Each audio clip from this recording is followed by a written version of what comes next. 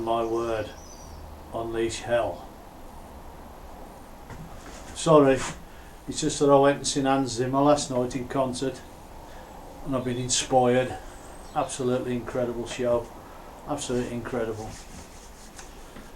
So you've got to be inspired in life, do things that inspire you, whether it's music or films or reading books or whatever it may be. Get inspired. I was inspired last night at that concert, fantastic. Anyway, today's talk, broscience versus real science. Now that's interesting. Right, broscience versus real science. Let's have a discussion about that.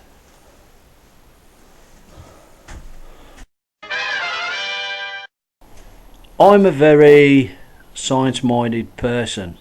Science is everything. Science is what made us what we are. It's the greatest thing that there is in the entire universe. I love scientists and I love watching their programs on the telly. I love Brian Cox. I love Dr. Alice Roberts talking about the origins of man. I love you.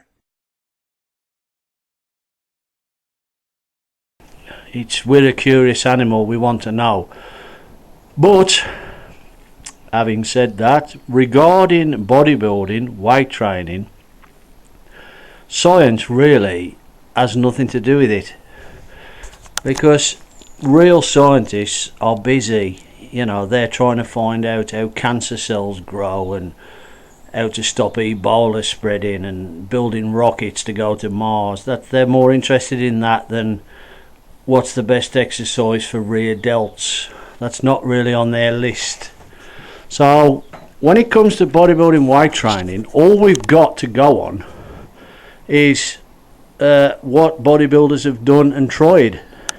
It's a trial and error thing. It's, for an example, trenbolone, which is one of the most commonly used drugs in bodybuilding, as far as we know, officially, is for cows. It's never been used on people, but bodybuilders use it all the time. So what do? They say, I injected this into my arse and this is what happened, and then I injected more of it, and then when I did this, this happened, and then if I do that, this happened, and when I took too much, my blood pressure went up, so I dropped it back, etc, etc.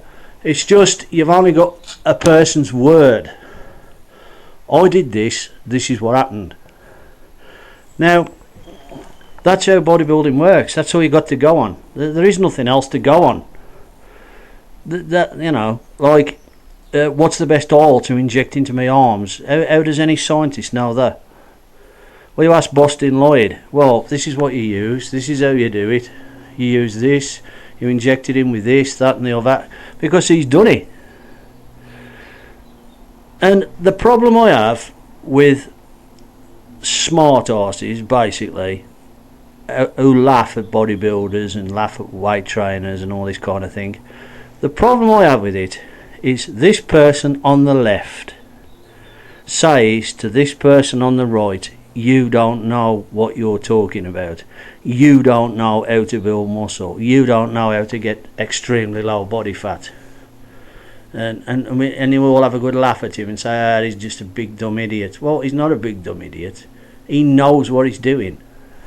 I mean, how can you look at a bodybuilder like, say, for instance, Mike Mensa, and say he doesn't know what he's talking about? Well, of course he does. Because he did this. This is what happened. That's all we have. That is it.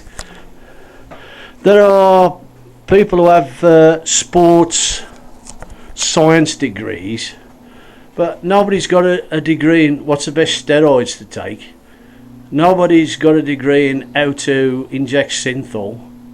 It's just all done by people who know and people who've tried it and done it. So bro science is the science.